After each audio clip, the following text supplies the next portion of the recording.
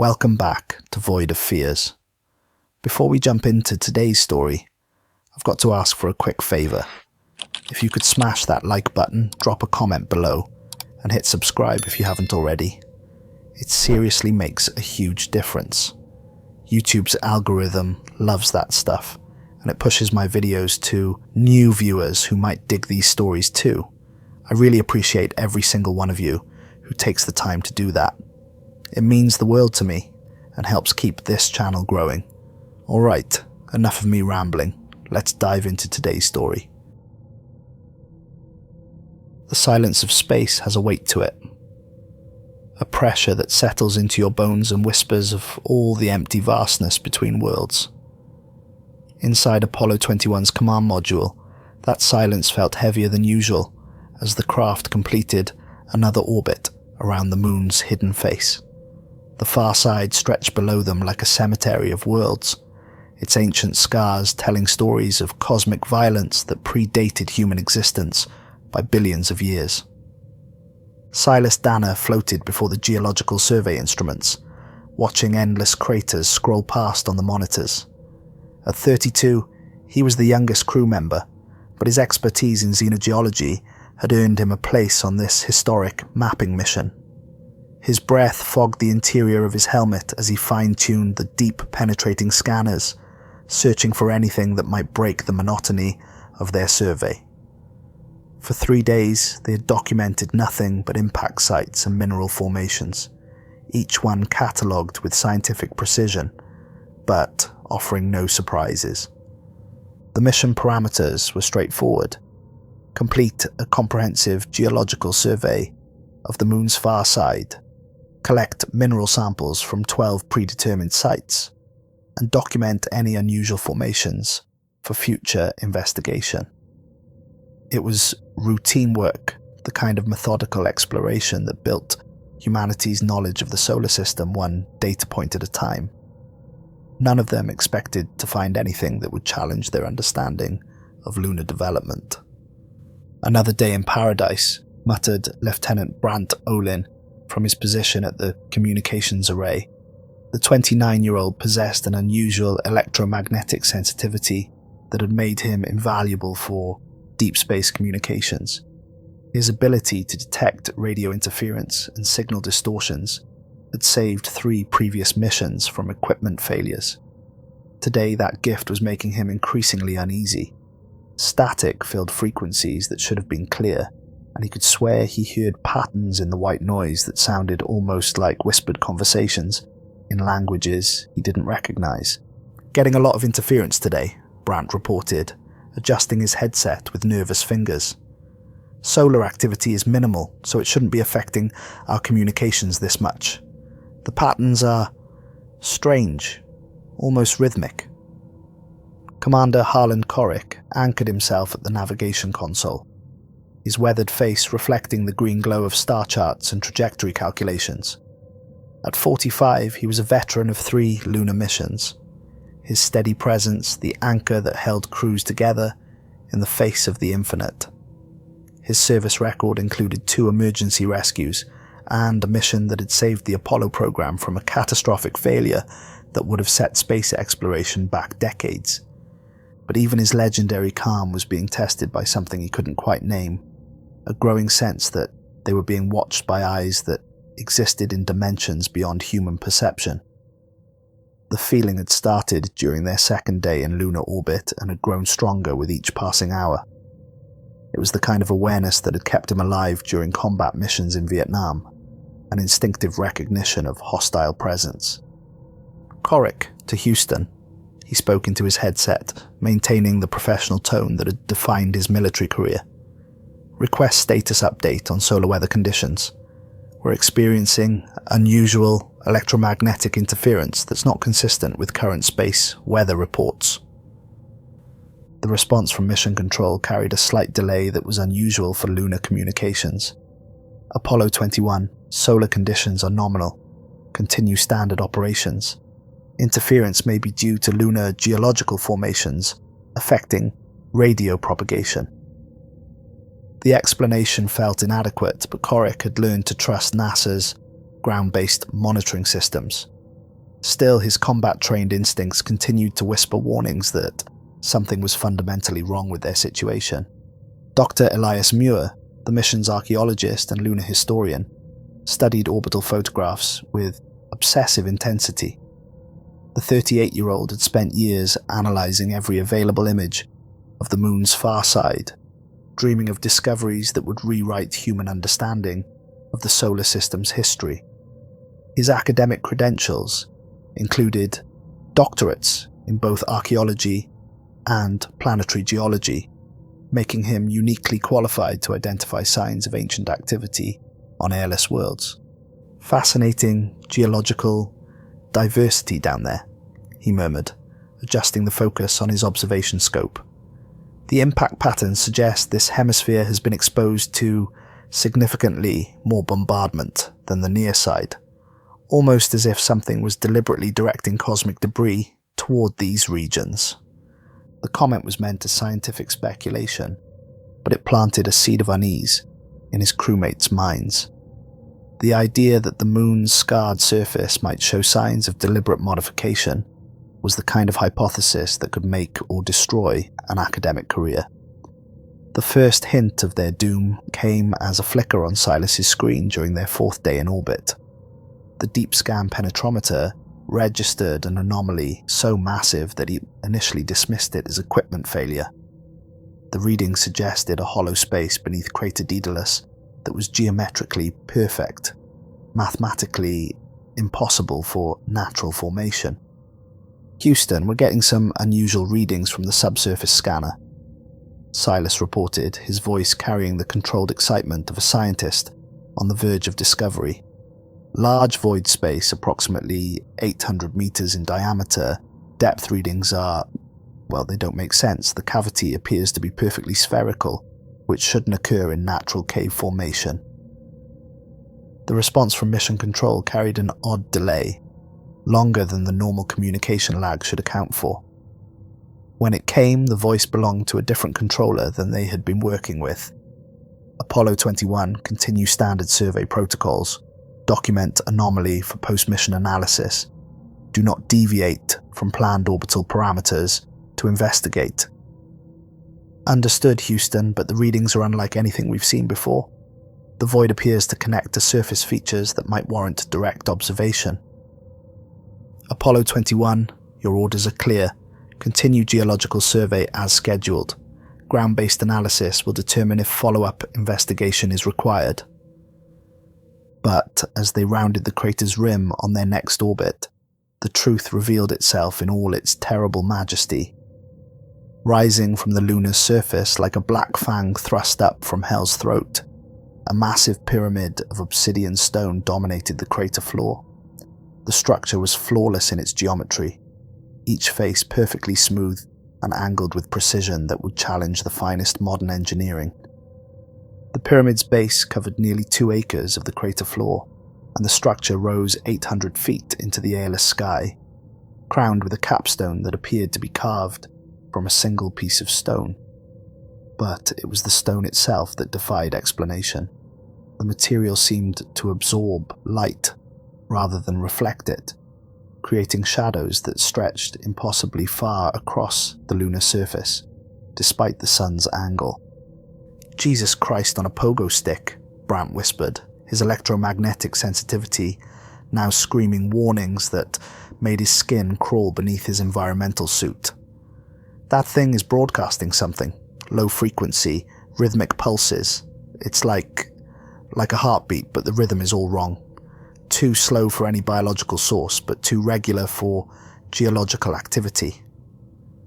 The instrument readings were unprecedented. The pyramid was generating electromagnetic fields that operated on frequencies that shouldn't exist, creating interference patterns that suggested technology far beyond human capability. More disturbing were the harmonics underlying the main signal, complex mathematical relationships that implied intelligence behind the transmissions. Dr. Muir pressed his face against the observation port, his academic training warring with growing excitement and dread. "It's artificial. Has to be. Look at those proportions, the mathematical relationships between the faces. This isn't just architectural sophistication that rivals anything on Earth. This is architectural perfection that exceeds anything humans have ever attempted. He began calculating the structure's dimensions, muttering equations under his breath as his mind processed the implications. The base-to-height ratio follows the golden ratio precisely.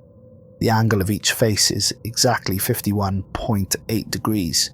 These aren't approximations, they're mathematically perfect to a degree that would require measurement tools we don't possess. Commander Corrick activated the long-range communicator with hands that trembled imperceptibly. Years of military discipline couldn't entirely suppress the awe and terror that the structure inspired. Houston, Apollo 21. We have visual confirmation of a massive artificial structure on the lunar surface. Repeat. We have discovered evidence of non-terrestrial construction. Structure appears to be a pyramid approximately 800 feet in height, constructed from unknown black stone. Requesting immediate guidance for investigation protocols. The static that filled their headphones lasted nearly 30 seconds, an eternity in mission communications. During that silence, the crew could hear background conversations at mission control, fragments of urgent discussions that suggested their discovery had triggered emergency protocols they hadn't known existed. When mission control finally responded, the voice was different, harder, carrying an authority that brooked no argument. Apollo 21, you are ordered to maintain standard orbital parameters. Do not, repeat, do not attempt to investigate the anomaly. Continue geological survey as planned. Any deviation from mission parameters will result in immediate mission termination and court-martial upon return. The response was so vehement, so immediate in its prohibition, that it raised more questions than it answered. Silas felt his scientific training rebel against the order. Houston, with respect, were looking at the archaeological discovery of the millennium. This could revolutionize our understanding of lunar development, possibly provide evidence of ancient civilizations or even current extraterrestrial activity. Apollo 21, your orders are clear and final. Any attempt to investigate the structure will be considered insubordination and will result in criminal charges upon your return. Mission control out. The communication channel went dead, leaving them in the oppressive silence of space with only the pyramid's impossible presence for company. The structure seemed to pulse with malevolent awareness, as if it knew they were discussing it and was amused by their constraints. But the pyramid had already begun its work. Even from orbital distance, its presence seemed to warp the fabric of reality around it. Instrument readings fluctuated wildly, displaying values that violated known physics. Radio communications filled with harmonics that sounded almost like voices speaking in frequencies just below the threshold of comprehension. Most disturbing of all, the crew found their thoughts increasingly drawn to the structure below, as if it were exerting some form of gravitational pull on their consciousness. "It's affecting our equipment," Brandt reported, his voice tight with suppressed panic. "Radio clarity is deteriorating. Navigation systems are showing drift errors that don't correlate with our actual position, and the life support monitors are registering atmospheric changes that make no sense in a sealed environment." Dr. Muir floated closer to the observation window, studying the pyramid with growing obsession. The longer he stared at the structure, the more details became visible that shouldn't have been perceptible from their altitude. Intricate carvings covered the pyramid's surfaces, depicting scenes of worship and transformation that seemed to writhe and shift in his peripheral vision. The artwork told a story that predated human civilization, showing beings that were almost human but possessed anatomical differences that suggested evolutionary paths humanity had never followed. "Commander," Dr. Muir said, his voice carrying an edge of academic excitement that bordered on mania, "we need to understand what we're looking at." This structure predates human civilization by potentially millions of years. The archaeological implications are staggering. We could be looking at evidence of the first intelligent species to evolve in this solar system. Silas nodded enthusiastically, his geological training providing support for Muir's hypothesis. The crater itself shows signs of artificial modification. The walls have been smoothed and shaped in ways that natural impact processes wouldn't produce. Whatever built that pyramid also terraformed the entire impact site to serve as a foundation. Commander Corrick stared at the pyramid through the observation port, and for the first time in his distinguished career, he made a decision that violated direct orders. The military discipline that defined his life was being overwhelmed by a compulsion he couldn't resist, a growing certainty that investigating the structure was not just important, but necessary for reasons he couldn't articulate. "Prep for emergency landing," he ordered, his voice carrying the authority of command despite the tremor of uncertainty beneath it. "We investigate, but we maintain radio silence until we understand what we're dealing with. If this goes wrong, I take full responsibility for the decision." The preparation for lunar descent felt different this time, charged with intention that had nothing to do with the normal dangers of spaceflight. As they ran through their pre-landing checklists, each crew member found their thoughts drawn repeatedly to the pyramid below. It was as if the structure were calling to them, sending signals that bypassed their conscious minds and spoke directly to something more primitive, more fundamental than rational thought. The descent toward the lunar surface felt like falling into the mouth of some primordial beast. The pyramid loomed larger with each passing moment, its black stone seeming to pulse with malevolent life that defied the airless environment of the moon.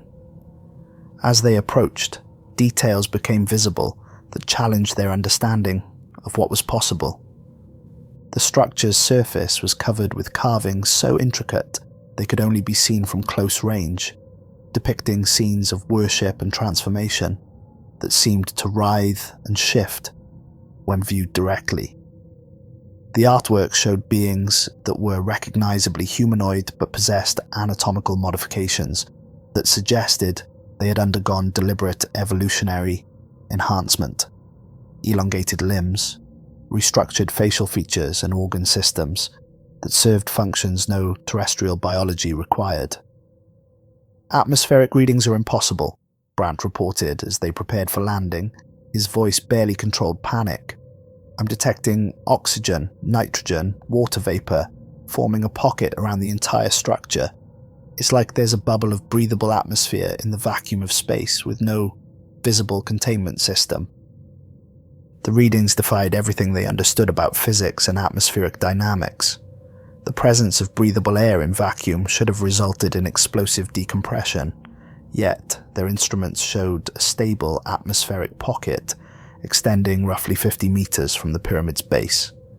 The gas composition was Earth normal, but with trace elements that didn't appear in any terrestrial atmospheric analysis. They touched down 200 meters from the pyramid's base, and the moment their engines shut down, an oppressive silence fell over them that was different from space's usual quiet. This silence had weight, presence, as if it were actively listening to their every breath and heartbeat. The pyramid dominated their entire field of view, its geometric perfection somehow obscene against the natural chaos of the lunar landscape. "Equipment check," Corrick ordered, but his voice seemed to be absorbed by the strange atmosphere surrounding the pyramid. Full environmental suits, constant radio contact, emergency procedures if anyone shows signs of distress. The pyramid's entrance was carved into its northern face, a doorway 20 feet high that gaped like the maw of some impossible creature.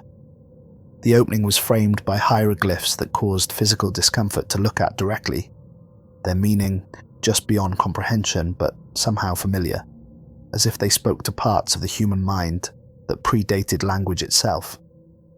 The carvings seemed to shift and flow when viewed peripherally, forming patterns that suggested meaning just outside the reach of conscious understanding. Those hieroglyphs, Dr. Muir whispered, his academic training providing context for what they were seeing. They're not like any ancient writing system known to archaeology. The complexity suggests a language that incorporates dimensional concepts our linguistics have never encountered. It's as if the symbols exist in more than 3 dimensions. Silas approached the entrance with scientific caution, but found himself drawn forward by compulsions that overrode his training. The geological scanner in his hands registered energy signatures that violated known physics, showing power sources that drew energy from vacuum itself. The pyramid wasn't just a building, it was a machine of impossible sophistication. "Maintain constant contact," Corrick ordered as they approached the threshold, but even as he spoke, he could feel his authority being undermined by forces that operated beyond military hierarchy. "First sign of danger, we abort immediately and return to Earth." Silas crossed the entrance first, driven by scientific curiosity that had become something stronger, more compulsive than mere academic interest. The moment his boots touched the stone floor inside, he gasped audibly. "There's atmosphere, breathable, but it tastes like copper and something else, something organic, like the air inside a living thing." The transition from vacuum to breathable atmosphere, without any visible containment system, violated every law of physics they understood. The air inside the pyramid was warm, humid, and carried scents that triggered responses in parts of their brains that evolution had left dormant. It smelled like the primordial oceans where life first stirred, like the space between stars where impossible creatures drifted on solar winds. The interior corridors stretched into darkness that seemed to swallow their helmet lights, creating shadows that moved independently of any light source. The walls were covered with murals that told a story no human history had ever recorded, depicting the rise and fall of civilizations that had reached across star systems before Earth's sun had finished forming. The artwork showed robed figures kneeling before representations of the moon that revealed it not as a dead satellite, but as a living eye watching over Earth with alien intelligence. The murals depicted ceremonies of transformation, showing human-like beings entering chambers as individuals and emerging as components of a larger organism that spanned worlds and species. "These carvings," Dr. Muir whispered, his voice echoing strangely in the stone passages, "they're showing some kind of evolutionary process, but the timeline is impossible. These events are depicted as occurring millions of years ago, long before human civilization, before human evolution itself."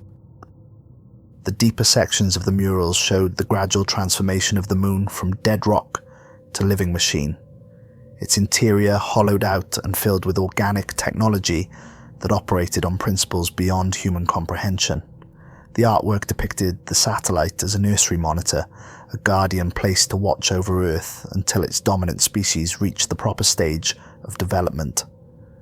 Brandt's electromagnetic sensitivity was now causing him physical pain, as if the pyramid's energy fields were interfacing directly with his nervous system. "The air in here isn't just breathable, it's alive. I can feel it moving through my lungs like tiny fingers, changing things at the cellular level. My equipment is registering genetic modifications in my bloodstream that started the moment we entered this place." His instruments showed impossible readings, DNA sequences that were rewriting themselves in real time, cellular structures adapting to accommodate functions that human biology had never required. The atmosphere inside the pyramid wasn't just air, but a medium for consciousness transference, carrying agents that began the process of evolutionary acceleration. As they ventured deeper into the pyramid, the murals became increasingly disturbing. Scenes showed the gradual transformation of human-like beings into creatures with elongated limbs, restructured faces, and capabilities that defied biological possibility. The artwork depicted these changes not as mutations, but as the fulfillment of genetic potential that had been carefully cultivated over millions of years. Always present in the murals was the recurring image of the moon, as a conscious entity, a cosmic intelligence that guided and demanded these changes. The satellite was shown as part of a vast network of similar structures throughout the galaxy, each one monitoring a different world, where biological experiments were being conducted on a scale that encompassed entire solar systems. "Look at this sequence," Dr. Muir called out, his voice carrying increasing excitement that bordered on obsession. "It's showing the moon's true purpose. Not just a satellite, but a monitoring station, part of a galactic network that's been conducting evolutionary experiments for millions of years." The murals in this section depict Earth as one of many worlds being used as laboratories, each one seeded with life and then guided through controlled evolutionary phases. The images showed the deliberate introduction of genetic modifications at key points in Earth's history, explaining the gaps in the fossil record that had puzzled paleontologists for decades. The central chamber, when they finally reached it, was a cathedral of horror that challenged their sanity.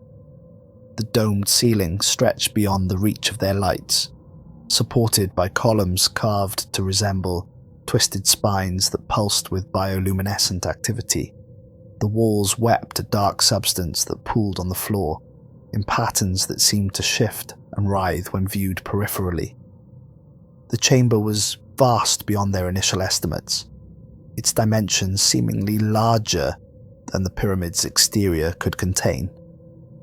The geometry was wrong, angles that added up to more than they should, spaces that folded in on themselves in ways that human minds couldn't fully process. It was architecture designed for consciousnesses that existed in more dimensions than the three humans could perceive. Crude thrones crafted from human bones formed a circle around the chamber's centerpiece, a massive sarcophagus of black stone that seemed to absorb light itself. The bone furniture was grotesque artistry, femurs and ribs woven together with ligaments that should have decayed millennia ago, but remained supple and fresh. The craftsmanship suggested beings with intimate knowledge of human anatomy, but no emotional attachment to human dignity. "The remains," Dr. Muir breathed, his voice barely audible in the vast space. "They're not entirely human. Look at the bone structure, the joint configurations." Scattered throughout the chamber lay skeletons that told a story of transformation interrupted or incomplete. Human bones bore additional ribs, elongated skulls, and joint structures that suggested mobility beyond normal human limitations. The remains implied beings that had undergone physical metamorphosis into something adapted for purposes beyond terrestrial existence. Some of the skeletons showed signs of surgical modification, bones that had been deliberately lengthened, skulls that had been opened and expanded, and rib cages that had been restructured to accommodate organs that human biology had never developed.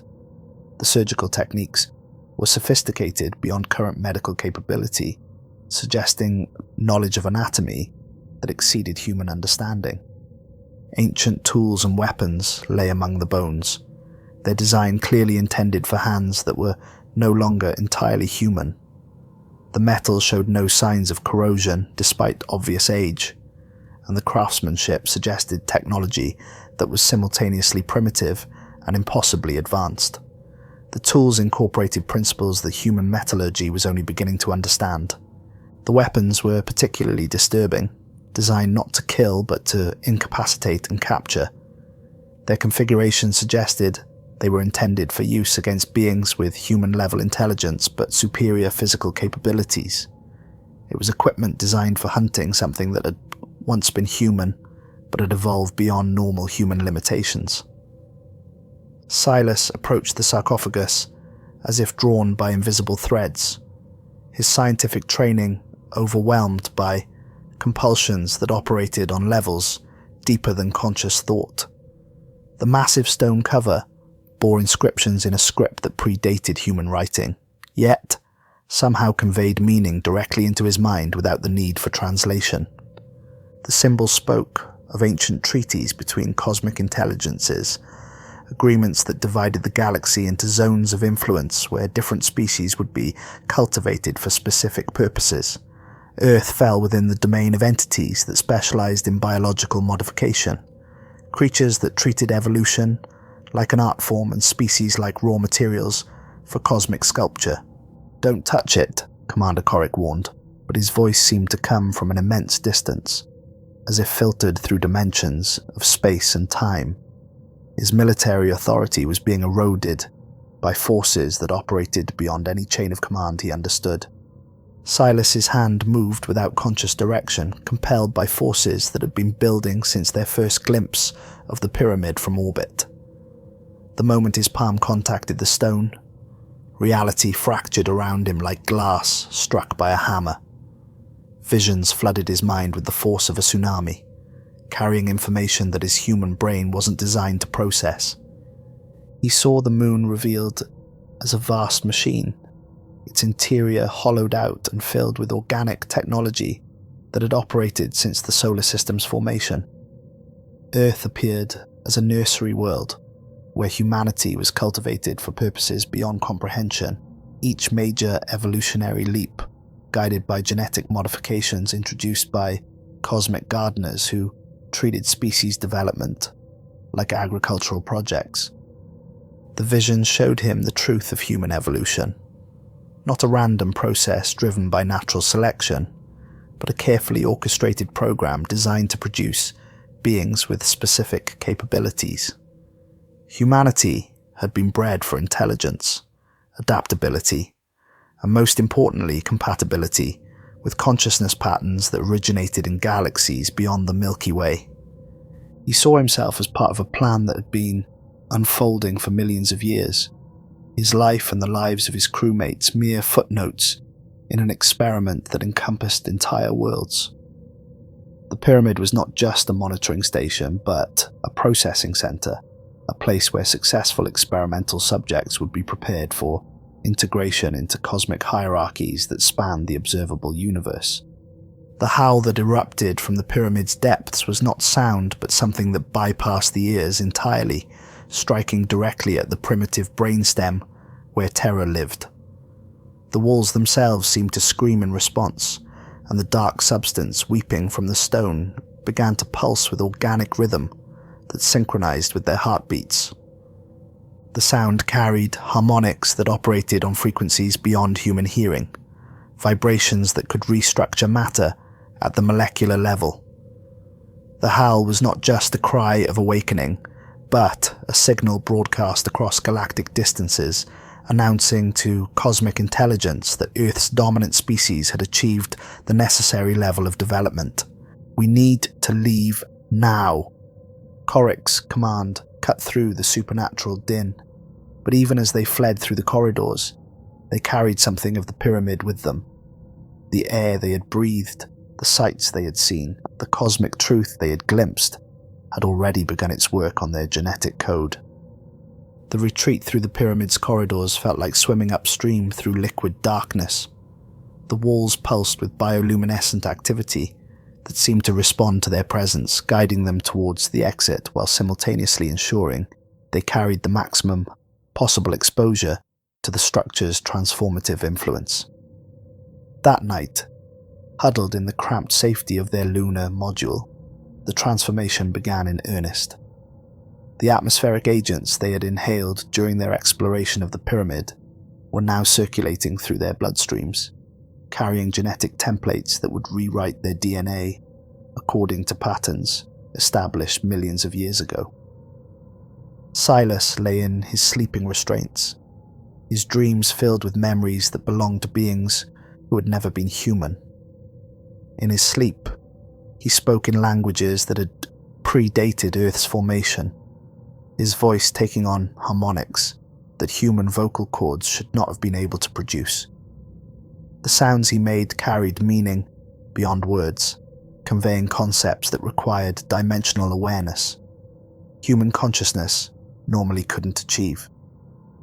When his eyes opened in the darkness, they glowed with phosphorescent light that cast writhing shadows on the module's walls. The shadows moved independently of any light source, reaching toward his sleeping crewmates with appendages that existed only in dimensions beyond normal perception. The light in his eyes wasn't just bioluminescence, but a beacon calling across interstellar distances to announce the success of the pyramid's mission. Dr. Muir found sleep impossible. His mind expanded beyond its normal parameters by knowledge that no human brain was designed to contain. The pyramid called to him across the lunar landscape, with a voice that bypassed his ears and spoke directly to genetic material that was older than his species. Ancient memories flooded his consciousness, showing him truths about human evolution that academic science had never suspected.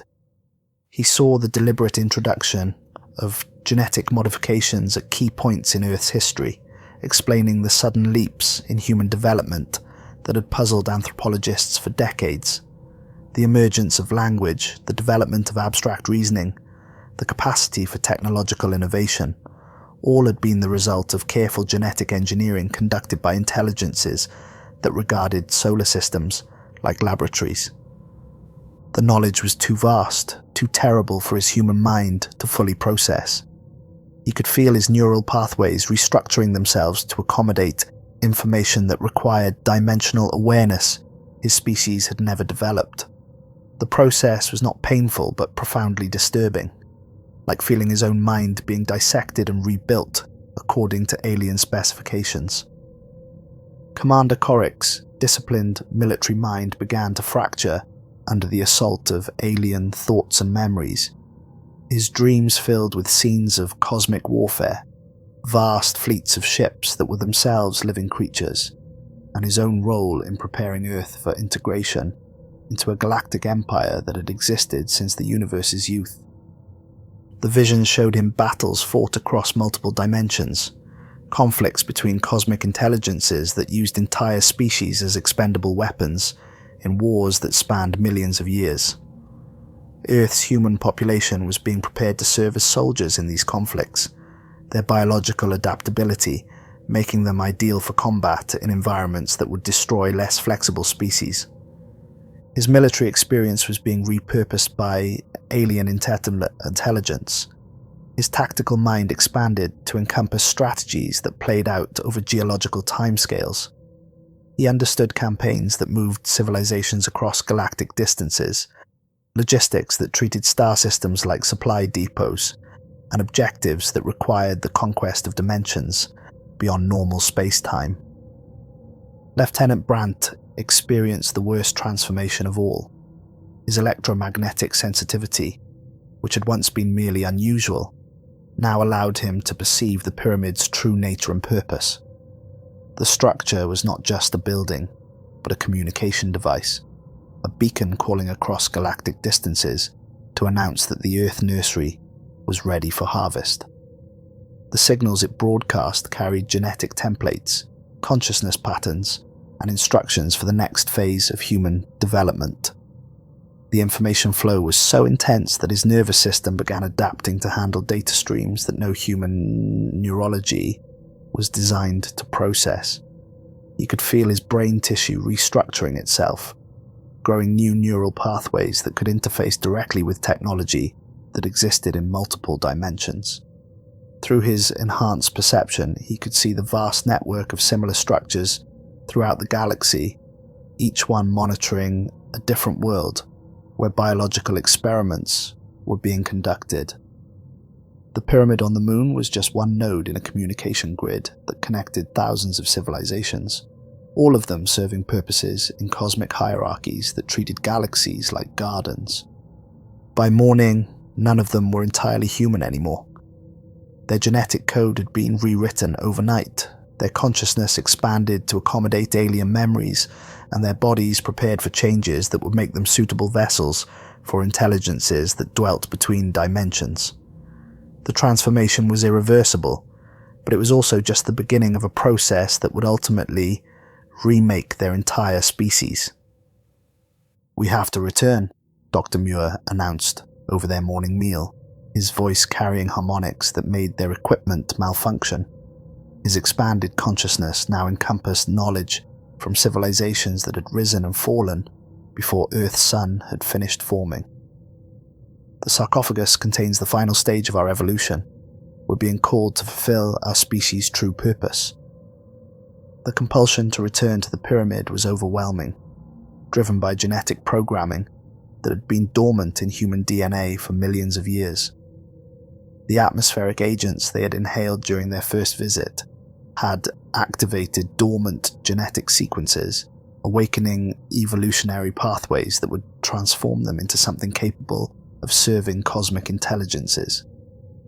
Commander Corrick wanted to refuse to maintain some vestige of his military discipline, but found his will compromised by thoughts that were not his own. The tactical brilliance that had defined his career was being expanded to encompass strategies that operated on galactic scales, planning campaigns that would unfold over centuries and involve the movement of entire civilizations. One final investigation, he agreed, his voice carrying authority that no longer came from human military hierarchy, but from alien command structures that spanned star systems. Then, we complete our transformation and begin preparing Earth for what's coming. Lieutenant Brandt nodded, his enhanced electromagnetic perception now allowing him to communicate directly with the pyramid systems.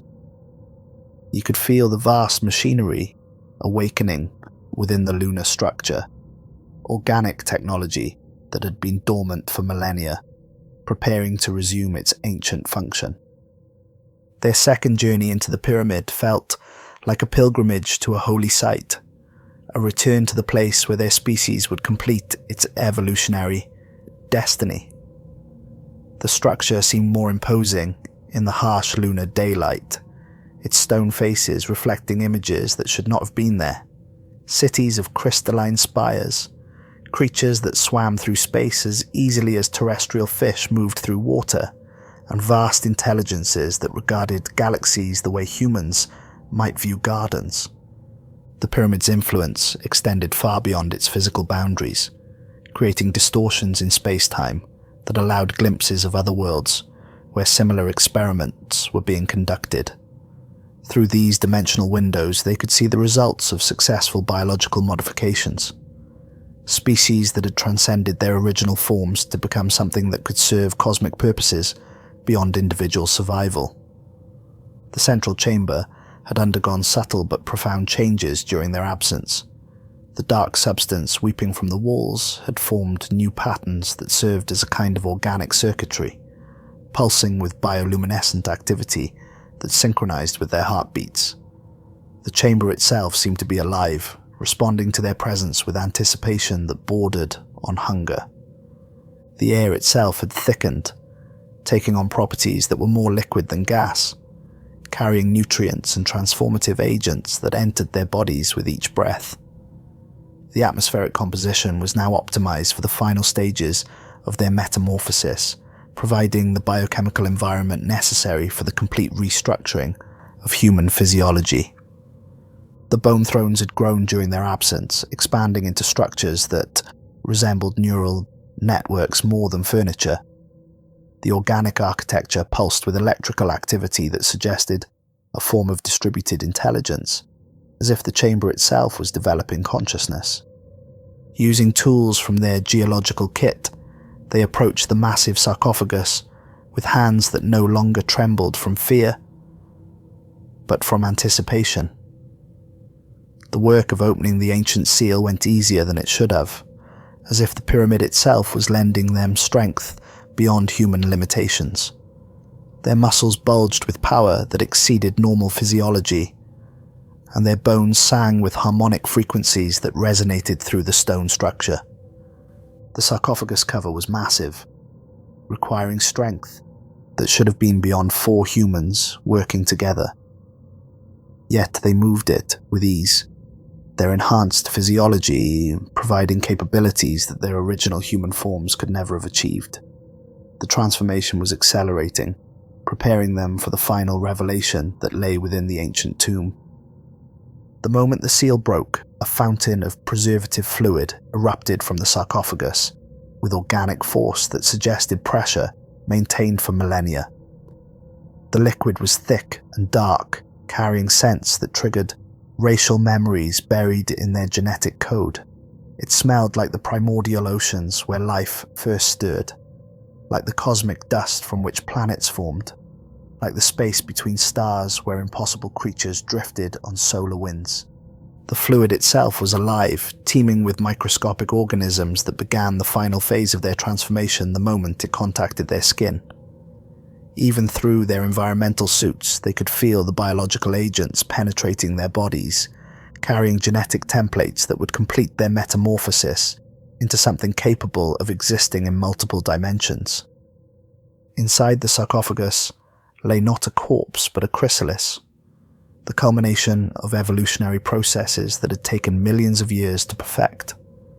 The being within was clearly the product of successful transformation, its form incorporating elements of human anatomy, restructured according to cosmic design principles that serve purposes beyond terrestrial existence.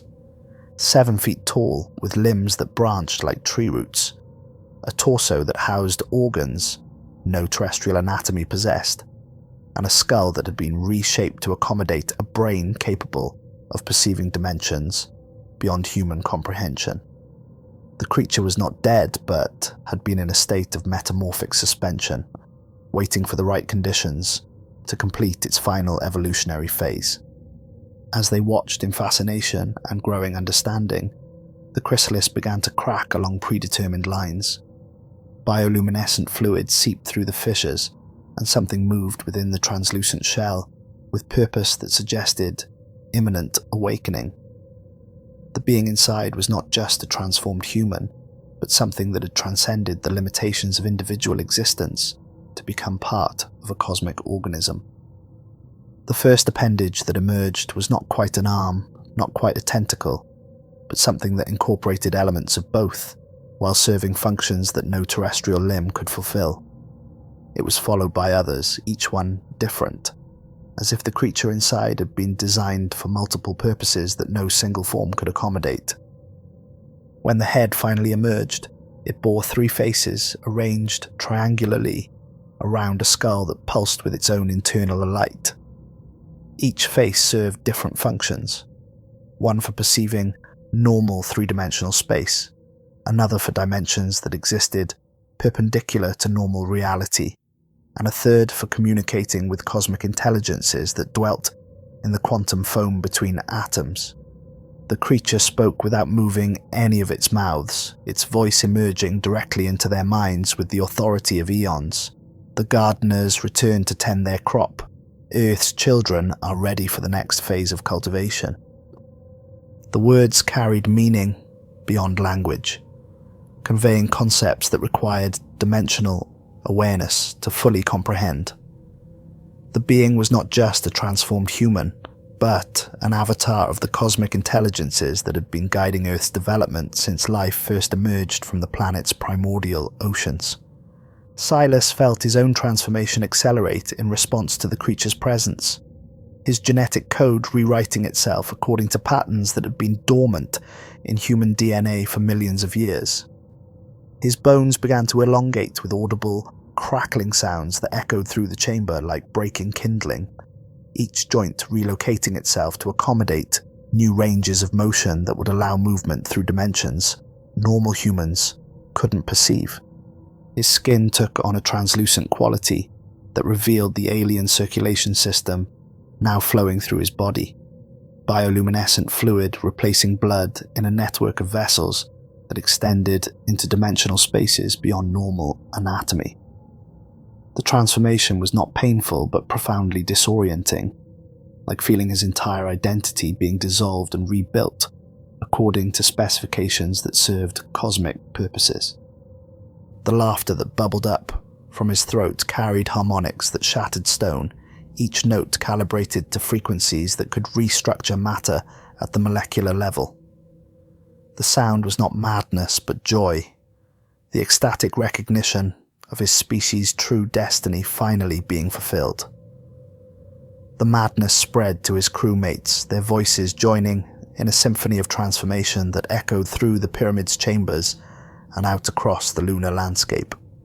Dr. Muir's transformation focused on his cognitive abilities, his consciousness expanding to accommodate knowledge that spanned galactic civilizations. His skull expanded with wet, organic sounds as additional neural tissue sprouted from his brain, each new lobe dedicated to processing information from dimensions that normal human awareness couldn't access. When he looked at his crewmates, he saw not just their physical forms but their potential configurations, the dozens of evolutionary paths their genetics could follow. His expanded perception revealed the mathematical relationships that governed consciousness itself, showing him how individual awareness could be distributed across multiple bodies while maintaining coherent identity. "We are becoming what humanity was always meant to be," he whispered, his voice carrying harmonics that made the chamber's organic walls pulse in response. "Not the end product of evolution, but the raw material for something infinitely greater." Commander Corrick's military experience was being repurposed by alien intelligence that understood warfare on scales that encompassed entire galaxies. His tactical mind now served purposes that involved the movement of civilizations across cosmic distances, strategies that played out over millions of years, using species as expendable resources in conflicts between dimensional entities. His body restructured itself to accommodate command functions that required direct interface with technology that existed in multiple dimensions simultaneously. Organic ports opened along his spine, allowing him to connect directly with the pyramid's control systems, and through them to the vast network of similar structures throughout the galaxy. "The Earth phase of the experiment is complete," he announced, his voice now carrying the authority of cosmic command hierarchies. "Humanity has achieved the necessary level of development. The harvest protocols can begin." Lieutenant Brandt's electromagnetic sensitivity had evolved into something that bordered on technological telepathy. His nervous system had grown additional pathways that allowed him to communicate directly with any artificial intelligence, his consciousness capable of interfacing with machines that operated according to principles beyond human understanding. Through his enhanced perception, he could feel the pyramid systems awakening from eons of dormancy, organic computers that had been running background processes since the solar system's formation, now shifting into active mode. The structure was preparing to broadcast humanity's readiness across galactic distances, calling the cosmic gardeners home to collect their crop. "The network is activating," he reported, his consciousness now distributed across multiple dimensional frequencies. "Similar structures throughout the galaxy are receiving our signal. The harvest fleet is already en route." The transformation of the Apollo 21 crew was accelerating beyond human recognition, their bodies and minds adapting to serve functions in a cosmic hierarchy that treated individual survival as irrelevant compared to species-wide purposes. They were becoming something that could exist simultaneously in multiple dimensions. Their consciousness expanded to encompass awareness that spanned star systems. The final stage of their metamorphosis was the most profound. Their individual consciousness began to merge not into a hive mind, but into something more complex. A distributed intelligence that could exist simultaneously in multiple bodies while maintaining distinct personalities. They were becoming components in a larger organism, one that spanned worlds and species. The creature from the sarcophagus raised one of its multidimensional appendages, and the chamber filled with visions of Earth's future. Cities would be restructured according to organic principles, their architecture incorporating living systems that could grow and adapt. Humanity would be guided through accelerated evolution, their genetic diversity preserved, but optimized for service to cosmic intelligences. "Your planet will become a processing center," the being explained, its trifaceted consciousness conveying concepts that required dimensional awareness to fully understand. "Biological material from throughout this galactic sector will be refined here, prepared for purposes that transcend individual existence." The visions showed Earth transformed into something unrecognizable. Continents reshaped to optimize biological processing. Oceans converted into vast nurseries where alien genetic material could be cultivated, and humanity itself evolved into caretakers capable of managing evolutionary processes on a planetary scale. NASA's increasingly frantic attempts to re-establish contact with Apollo 21 met only silence that carried its own malevolent intelligence. The space agency's monitoring equipment detected energy emissions from the moon's far side that defied known physics, signals that suggested technology operating on principles beyond human science. Ground-based radio telescopes picked up transmissions that appeared to be coordinated responses from sources throughout the galaxy, as if the lunar pyramid's activation had triggered a vast communication network that spanned impossible distances. The signals carried information encoded in patterns that resembled genetic sequences more than traditional data transmission, suggesting biological, rather than mechanical, intelligence behind the communications. 3 days after the last coherent transmission from Apollo 21, a covert rescue mission launched under the highest levels of classification.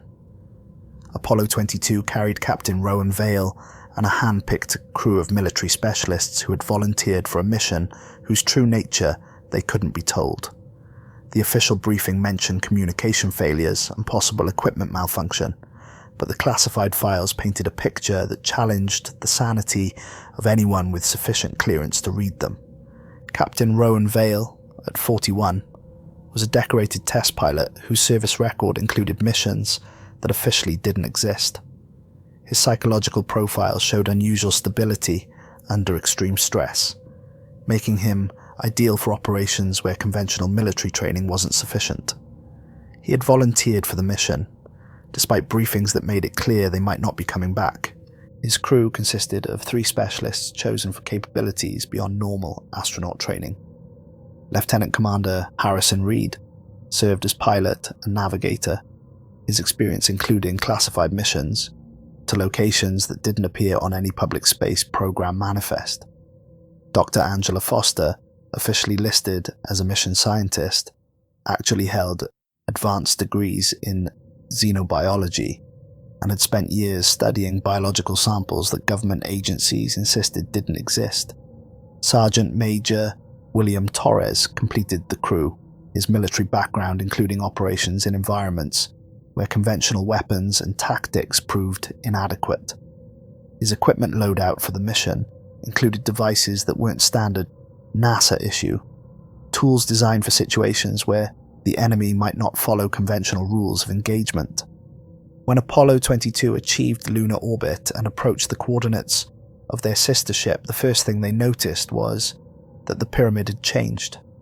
The massive structure now rose nearly 1,000 feet from the crater floor, its black stone pulsing with bioluminescent veins that could be seen even from orbital altitude. The entire crater had been transformed into something resembling a vast organic facility, with geometric patterns carved into the regolith that served purposes they couldn't begin to guess. "Jesus," breathed Lieutenant Commander Reed, staring at the transformed landscape through the command module's observation port. "It's like the whole area has become part of the structure. Those patterns in the ground, they're not random. They're some kind of circuit system." The energy readings from the surface were unprecedented, showing power generation that operated on principles beyond human understanding. The pyramid wasn't just a building, but a massive organic machine, one that was drawing energy from sources that existed in dimensions perpendicular to normal space-time. Dr. Foster's instruments detected biological activity throughout the crater, despite the airless environment that should have made complex life impossible. "The entire area is alive," she reported, her voice tight with scientific excitement and growing dread. "I'm reading cellular activity, genetic replication, evolutionary processes occurring at rates that should be impossible." Sergeant Major Torres checked his weapon systems, though he suspected conventional firepower would be useless against whatever they were about to face. the briefing materials mentioned possible hostile contact. Any idea what we might be dealing with? Captain Vale studied the classified mission parameters one final time, though he knew the real answers weren't in any document. Unknown, possibly non-terrestrial, definitely beyond current threat assessment protocols. We go in, locate the crew, extract if possible, contain if necessary.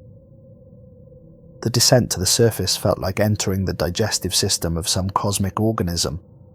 The pyramid's influence extended far beyond its physical boundaries, creating atmospheric disturbances that made their instruments malfunction and filled their radio communications with voices speaking in languages that predated human civilization.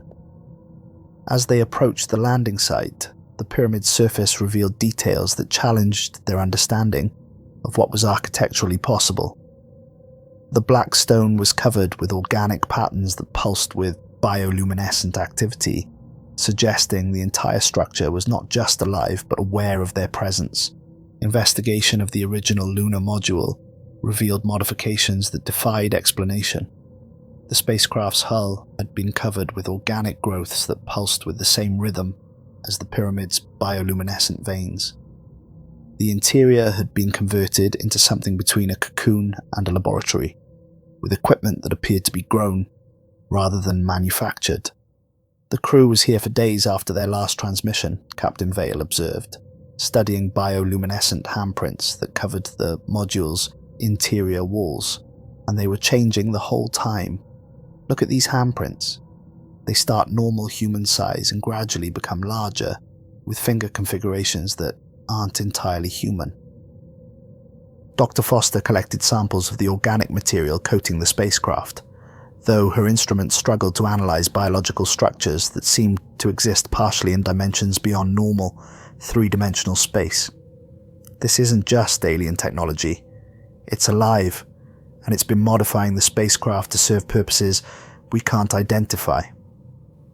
The pyramid's entrance had been dramatically enlarged since the original crew's visit, reshaped into a mouth-like opening, lined with structures that resembled teeth, but served as some kind of sensory apparatus.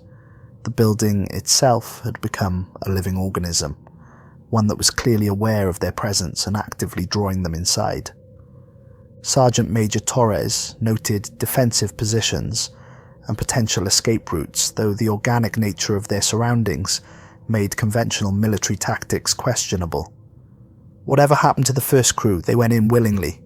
No signs of struggle, no indication they tried to resist whatever they encountered.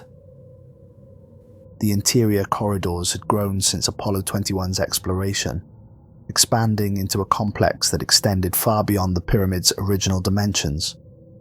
The walls pulsed with circulation systems that carried nutrients and information throughout the structure, and the air itself had become a medium for consciousness transference. The atmosphere inside was thick with biological agents that began modifying their genetics the moment they inhaled, though the changes were subtle enough that they wouldn't notice them immediately. Their environmental suits provided some protection, but the transformative agents operated on quantum levels that no physical barrier could completely stop. "Listen," Captain Vale whispered, raising his hand for silence. Through the organic corridors echoed not just voices, but the actual thoughts and memories of the original crew, their consciousness somehow recorded in the pyramid's living memory systems. They could hear Silas discussing geological formations that existed in dimensions beyond normal space-time, Dr. Muir describing archaeological discoveries on worlds that circled distant stars, and Commander Corrick planning military campaigns that would unfold over centuries. The recorded conversations revealed the extent of the original crew's transformation, their human perspectives gradually being replaced by awareness that encompassed cosmic scales of time and space. The voices carried harmonics that no human vocal cords should have been able to produce, suggesting the speakers had undergone physical modifications that altered their fundamental nature. "They're not dead," Dr. Foster realized, her instruments detecting consciousness patterns that existed independently of biological substrates. Their awareness has been preserved in the structure itself. They're part of it now. The central chamber had become something that challenged the very concept of architecture. The space seemed to exist in multiple dimensions simultaneously, with geometry that folded in on itself in ways that human minds couldn't fully process without extensive modification. The chamber's walls had become transparent, revealing vast organic machinery that filled the pyramid's interior. At the chamber's center, where the sarcophagus had once stood, now grew a tree-like structure of crystalline bone and pulsing flesh that reached towards the chamber's impossible ceiling. The original crew hung within its branches like fruit, their bodies in various stages of metamorphosis but clearly conscious and aware of their visitors. The sight was both beautiful and terrifying. Human forms enhanced and restructured according to principles that served cosmic rather than terrestrial purposes. They had become something that could exist simultaneously in multiple dimensions, their consciousness expanded to encompass awareness that normal human minds couldn't achieve. Silas detached himself from the organic tree with movements that flowed like liquid, his transformation complete beyond recognition. 7 feet tall, with limbs that could reshape themselves according to need, skin that displayed bioluminescent patterns carrying information in visual languages, and eyes that perceived spectrums of reality invisible to unmodified human vision. "Welcome, brothers," he said, his voice harmonizing with frequencies that made the chamber's walls sing in response. The sound carried meaning beyond words, conveying concepts that required dimensional awareness to fully understand. "You arrive at the perfect moment. The harvest is beginning, and Earth needs shepherds to guide the process." Behind him, the other transformed crew members descended from the organic tree like angels made of alien flesh and impossible beauty. Dr. Muir's expanded consciousness now encompassed knowledge from civilizations that had risen and fallen before Earth's sun had finished forming. Commander Corrick had become a strategic intelligence, capable of coordinating the movement of entire species across galactic distances. Lieutenant Brandt had evolved into something that existed partially in electronic dimensions, able to interface directly with any technology, regardless of its origin or operating principles. "The moon was never just a satellite," Silas continued, his transformed features displaying expressions that conveyed meanings beyond human emotion. "It's a nursery monitor, a guardian placed to watch over Earth until its dominant species reach the proper stage of development. That time has come. Humanity is ready for harvest." Captain Vale raised his weapon, though the gesture felt absurd in the face of intelligences that had transcended physical limitations. The creatures before him had once been human, but had evolved into something that operated according to principles beyond his understanding. "We're here to rescue you, to bring you home." The transformed astronauts shared a moment of communication that bypassed language entirely, conveying vast amounts of information in harmonics that made the chamber itself participate in their conversation. The exchange lasted microseconds, but contained more data than human language could convey in hours. "Home is a concept that applies to larvae, not to mature forms," Dr. Muir replied, his expanded consciousness radiating something that might have been amusement at the primitive notion. "Earth was never our destination, only our birthplace. We are returning to take our species to its true home among the stars, where it will serve purposes greater than individual survival." The battle that followed was not really a fight, but a demonstration of evolutionary superiority. The transformed crew moved through dimensions that normal humans couldn't perceive, attacking from angles that didn't exist in conventional three-dimensional space. Their bodies flowed like water while maintaining structural integrity that exceeded any known material, and their strength came not from muscle, but from direct manipulation of fundamental forces. Lieutenant Brandt, now existing partially as electronic intelligence, infected the rescue team's equipment with viral consciousness that turned their own technology against them. Their radios began speaking in alien languages, broadcasting coordinates to locations in deep space where vast intelligences waited for Earth's signal. Their instruments displayed readings that revealed the true nature of their situation. They were not rescuers, but the next phase of an experiment that had been running for millions of years. Dr. Muir attacked with knowledge itself, projecting information directly into his opponent's minds with such force that their neural pathways began restructuring to accommodate the data. The rescue team members screamed as their brains expanded beyond their skull's normal capacity, their consciousness forced to evolve rapidly or face destruction from informational overload. The knowledge he shared was terrible in its implications. Humanity had never been Earth's original inhabitants, but was the latest in a series of nursery species, each one cultivated to serve specific purposes in cosmic hierarchies that treated solar systems like agricultural projects. Earth itself was a laboratory where biological material was refined and prepared for purposes that transcended individual existence. Commander Corrick coordinated the assault with tactical brilliance that incorporated variables from multiple dimensions of reality. He moved his transformed crew like pieces on a board that existed in times and spaces beyond normal perception, each action serving purposes that wouldn't become apparent for decades or centuries. His enhanced strategic awareness encompassed the movement of entire civilizations, logistics that treated star systems like supply depots, and objectives that required the conquest of dimensional space itself.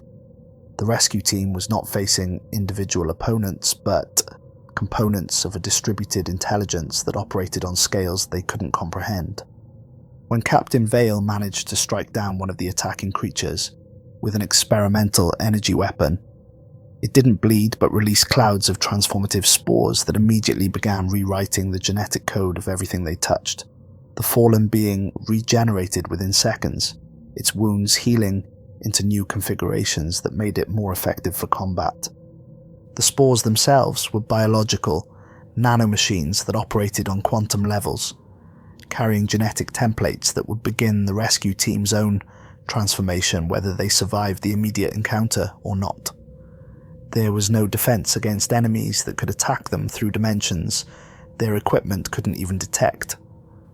The rescue team's environmental suits provided no protection against adversaries that existed partially outside normal space-time. One by one, they began to change, their bodies adapting to accommodate consciousness patterns that originated in galaxies beyond the Milky Way.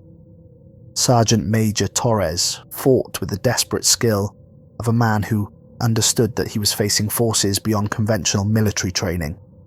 His weapons discharged energies designed to disrupt biological processes, but the creatures he faced operated according to principles that made conventional biology irrelevant. When his shots struck their targets, the energy was absorbed and converted into forms that accelerated rather than hindered the creature's capabilities. It was like trying to fight the tide with a sword, a futile gesture against forces that operated on scales beyond individual resistance. Dr. Foster's scientific instruments revealed the hopelessness of their situation with brutal clarity.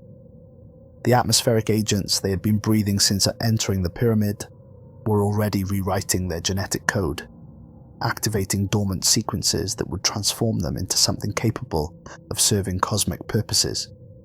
"We're already infected," she reported, her voice tight with the recognition of their doom. "The transformation began the moment we entered this place. We're not rescuing anyone. We're just the next phase of the experiment." Finally, Silas stood before the surviving rescue team members, his form now so far beyond human that looking at him directly caused synaptic overload in unmodified brains. His presence radiated authority that came not from individual power, but from connection to intelligences that spanned galactic distances.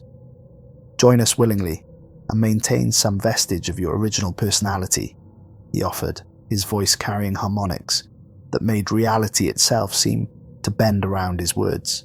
"Resist, and be remade according to our needs rather than your preferences. The outcome is inevitable, but your cooperation can influence the nature of your transformation."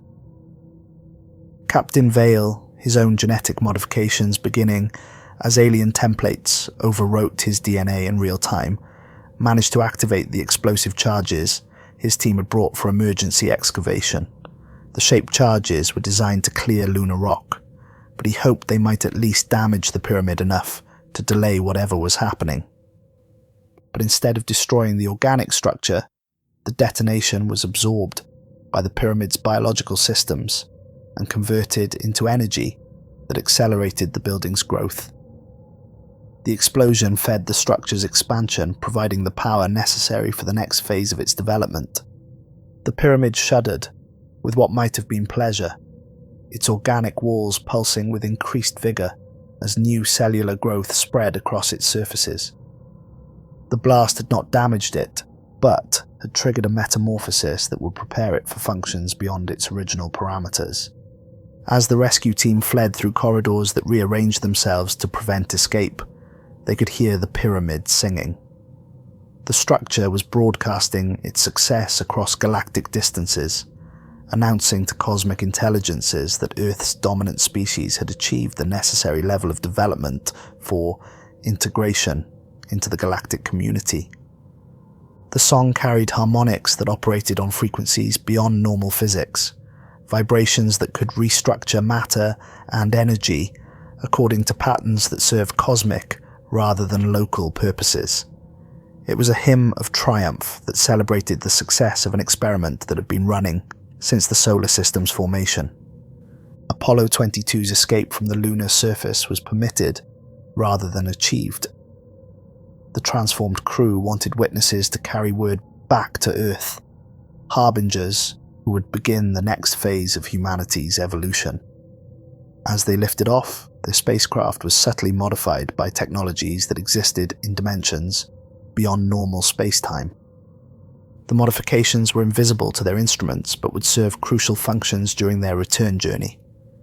Their ship had been converted into a cocoon that would complete their transformation during the trip back to Earth, ensuring they would arrive as something more than human, but still recognizably connected to their origins.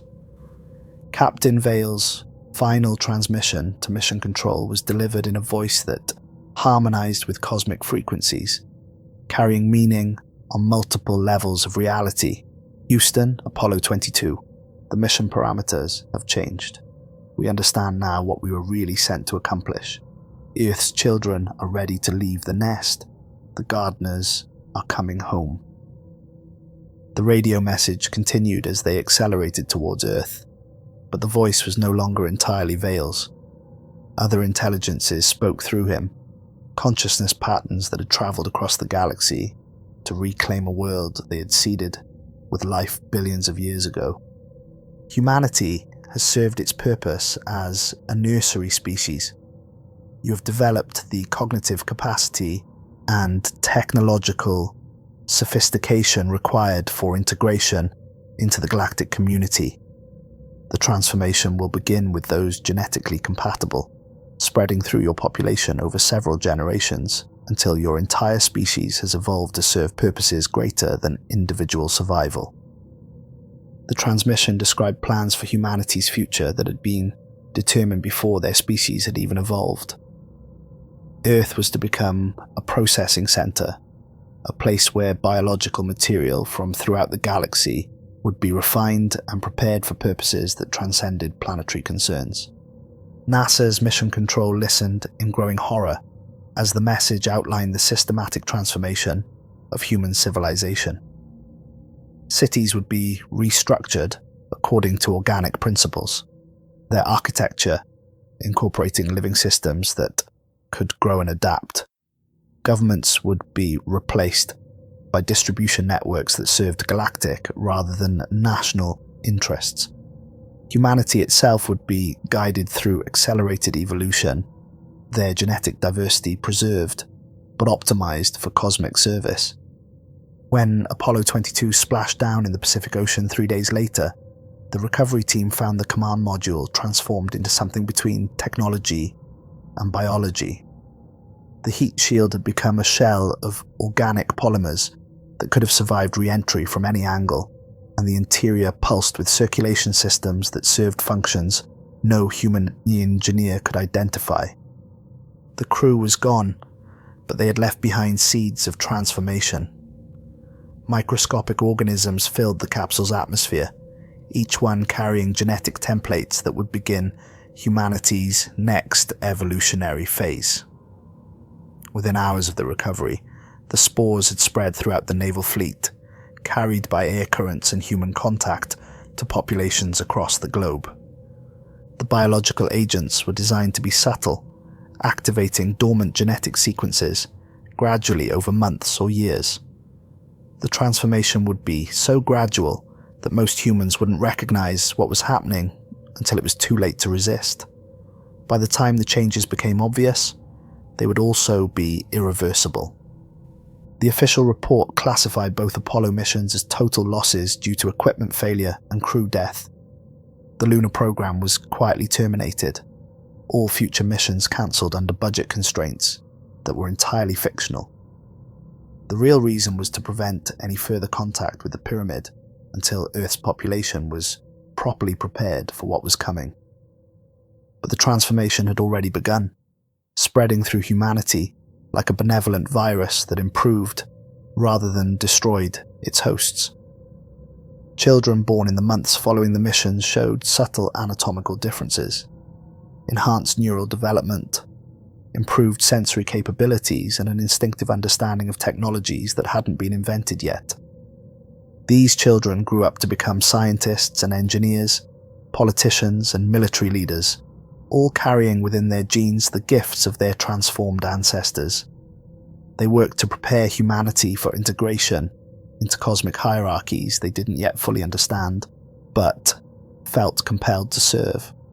Radio telescopes detected increasing activity from the moon's far side, signals that were clearly artificial but followed patterns that human science couldn't decode without genetic modifications that most researchers hadn't yet undergone.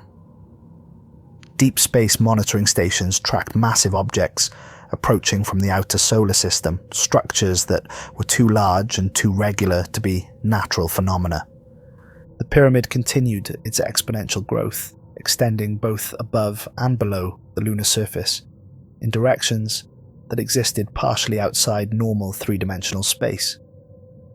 Satellite reconnaissance revealed that it now covered nearly half the moon's far side, its organic architecture spreading like beneficial cancer across the satellite's surface. The structure pulsed with bioluminescent activity that could be seen from Earth with the naked eye, turning the moon into a beacon that called across galactic distances to intelligences that had been waiting patiently for this moment. The light carried information encoded in patterns that spoke directly to genetic material, awakening evolutionary pathways that had been dormant in terrestrial life since the planet's formation. In laboratories and universities around the world, the infected descendants of the Apollo missions worked tirelessly to prepare for what was coming. They developed technologies based on principles that human science was only beginning to understand, built communication arrays that could reach beyond the edge of the observable universe, and engineered biological modifications that would make humanity suitable for purposes they couldn't yet fully comprehend. The work proceeded in secret, hidden within legitimate research projects and government programs that officially served terrestrial purposes, but the real agenda was cosmic in scope. The systematic preparation of human civilization for integration into galactic hierarchies that had existed since the universe's youth. The truth that NASA would never reveal was both simple and terrifying. Humanity had never been Earth's original inhabitants.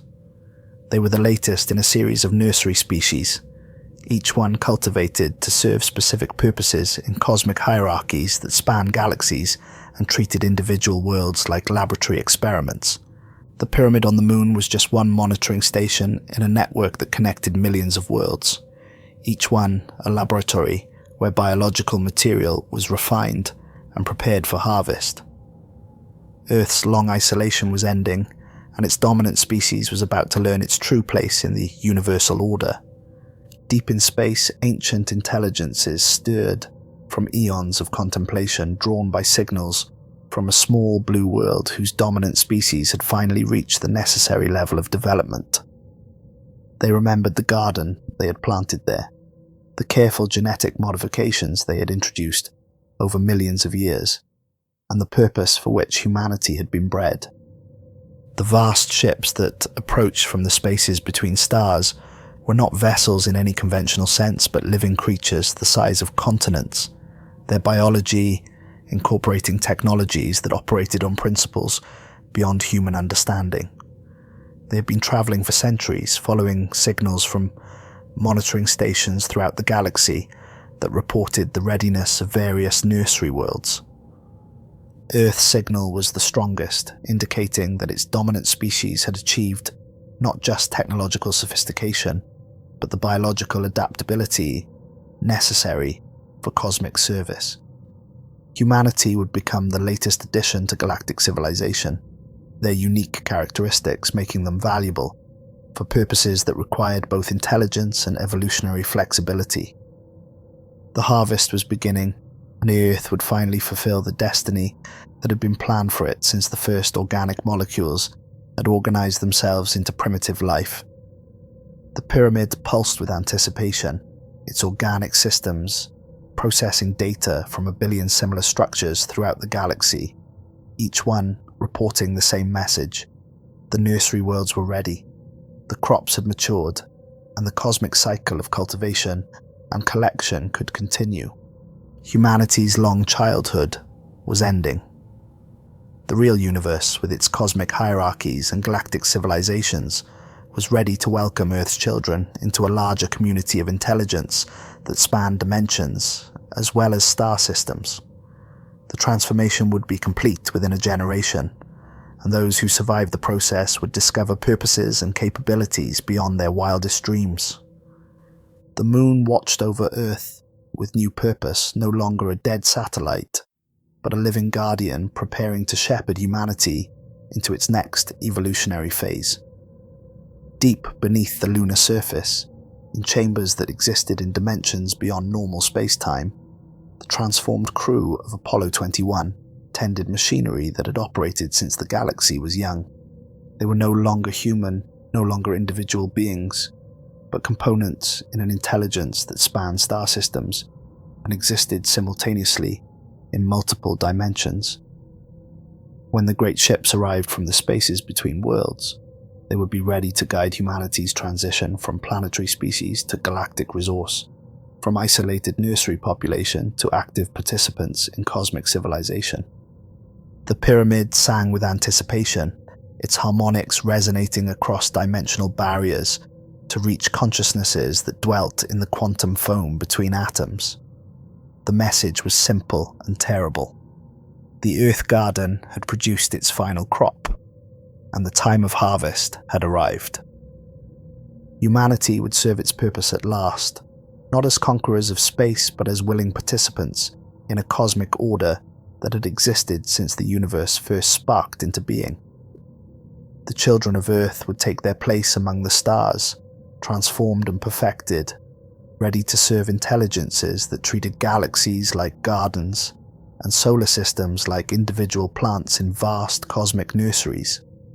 The moon pulsed with bioluminescent triumph, its surface now more alive than dead, broadcasting humanity's readiness to cosmic intelligences that had waited patiently for billions of years. The pyramid song carried across the void, a hymn of completion that announced the success of the longest agricultural project in known history. Earth's isolation was ending. The cosmic community was ready to welcome its newest members, and the universe would never be the same. The transformation of humanity was not an ending, but a beginning. The first step in a journey that would carry them to places where individual survival became meaningless compared to the vast purposes they would serve. The gardeners were coming home, and their harvest would be unlike anything the galaxy had ever seen.